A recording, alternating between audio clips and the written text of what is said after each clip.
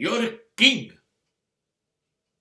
You will have a kingdom when you will enjoy the nothingness.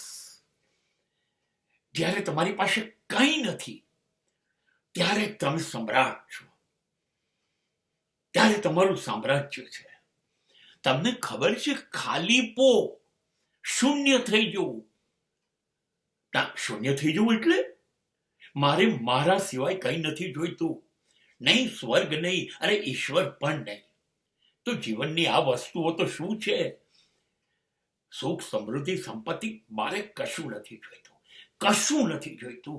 That is એમ્પ્ટીનેસ, ખાલી થઈ જવું.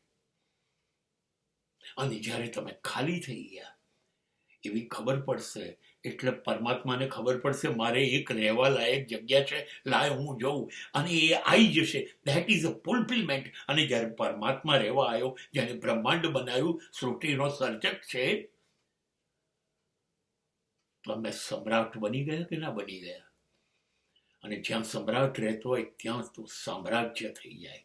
અને માટે ખાલીપો એ સમ્રાટ બનાવે છે.